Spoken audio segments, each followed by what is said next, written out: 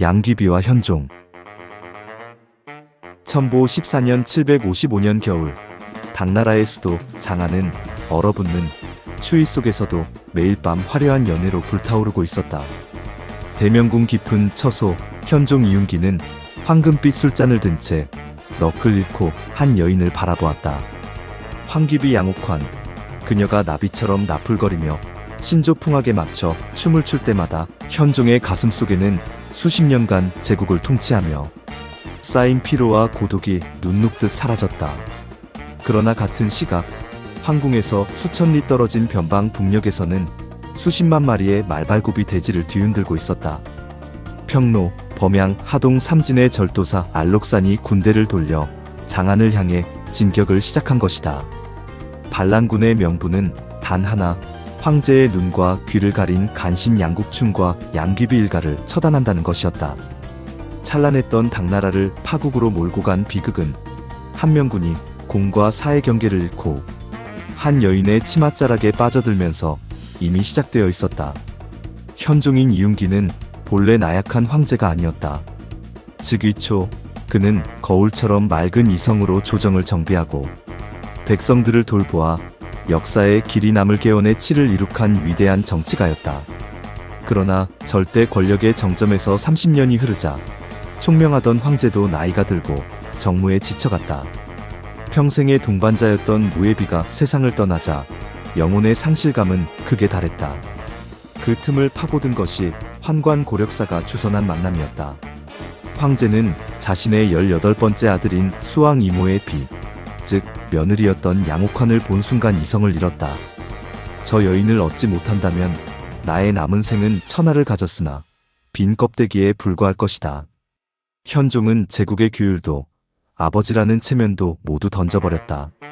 그는 아들에게서 아내를 빼앗아 일단 도교 사원으로 출가시켜 신분을 세탁한 뒤 황실로 불러들여 귀비로 책봉했다.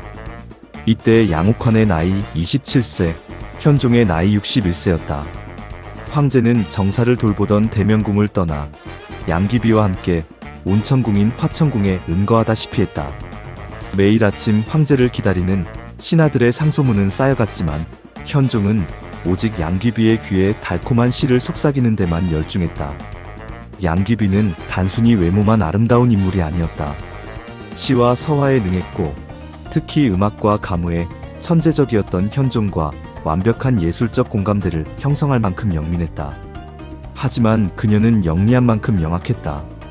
황제의 총애란 아침 이슬 같아서 언제 시들지 모른다는 것을 잘 알고 있었기에 그녀는 치열한 궁중에서 살아남기 위한 고도의 정치적 생존 전략을 구축했다.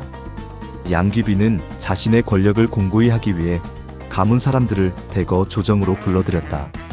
저작거리의 불황자이자 도박꾼에 불과했던 사촌 오빠 양국충은 귀비의 배경을 등에 업고 초고속 승진을 거듭해 마침내 제국의 최고 관직인 재상의 자리에 올랐다. 양국충이 조정을 장악하자 정치는 매관매직으로 얼룩졌고 황제에게 상소하는 바른말은 모두 차단되었다. 양귀비는 궁궐 안의 권력만으로는 불안했다. 그녀는 변방에서 막강한 군사력을 쥐고 있던 이민족 출신의 절도사 알록산을 눈여겨보았다. 양귀비는 알록산을 자신의 수양아들로 삼았다.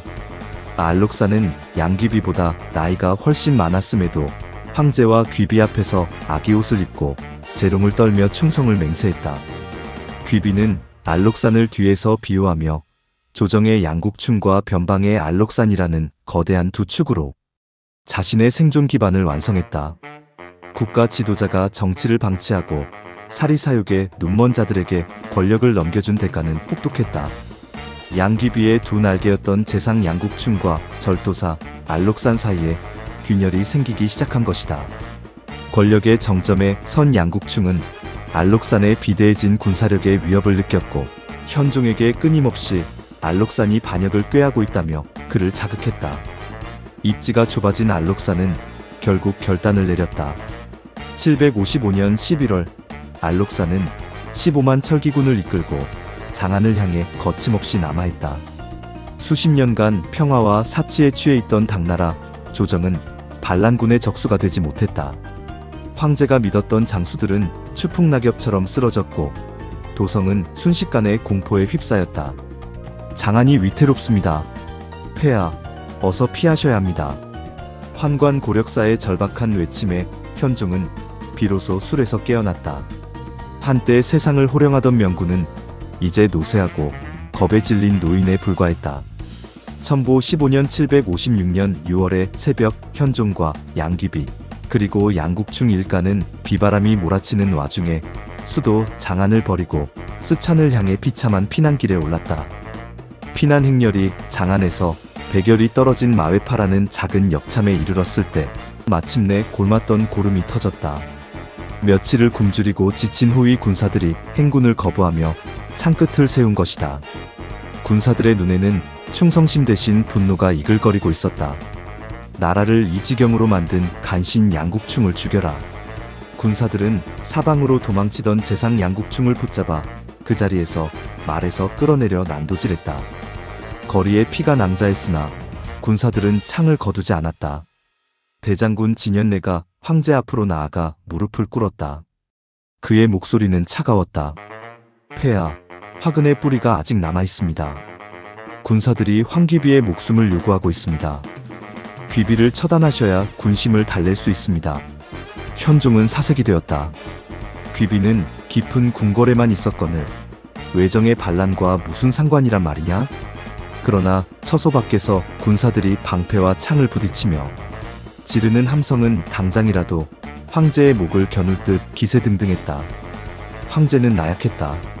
자신의 목숨과 왕위가 위태로워지자 목숨보다 사랑한다던 여인은 지켜야 할 대상이 아닌 던져주어야 할 재물로 변했다. 현종은 고개를 돌리며 눈물을 흘렸고 고력사는 하얀 비단 끈을 들고 양귀비에게 향했다. 양귀비는 담담하게 현실을 받아들였다. 황제의 절대적인 총애와 영리한 생존 전략으로 쌓아올린 가문의 영광이 결국 지도자의 타락과 맞물려 자신들의 목을 죄는 올가미가 되었음을 깨달은 것이다. 폐하 소첩의 죽음으로 사직이 보존된다면 기꺼이 명을 따르겠습니다. 양귀비는 인근 사찰 마당의 거대한 배나무 아래로 걸어갔다. 희고 고운 목에 비단 끈이 감기고 잠시 후 제국을 뒤흔들었던 38세의 경국지색은 허공에서 싸늘한 주검이 되어 흔들렸다. 군사들은 그녀의 시신을 확인한 후에야 비로소 창을 거두고 길을 열었다. 반란은 훗날 진압되었으나 당나라는 전성기의 위용을 영원히 회복하지 못하고 쇠퇴의 길로 접어들었다. 사천에서 돌아온 현종은 아들 숙종에게 황위를 빼앗긴 채 태상황으로 물러나 독방에서 양귀비의 초상화만 바라보며 눈물로 밤을 지새우다 쓸쓸히 죽어갔다. 역사는 현종과 양귀비의 비극을 통해 오늘날 우리에게 엄중한 교훈을 전한다. 한 나라를 이끄는 정치 지도자의 권력은 개인의 사욕이나 즐거움을 채우라고 백성들이 위임한 것이 아니다. 지도자가 이성을 잃고 사사로운 감정에 휘둘려 공적 시스템을 무너뜨릴 때 조정에는 아첨꾼과 탐관오리가 들끓고 변방의 국방은 무너지며 그 고통은 고스란히 백성들의 피눈물로 돌아온다.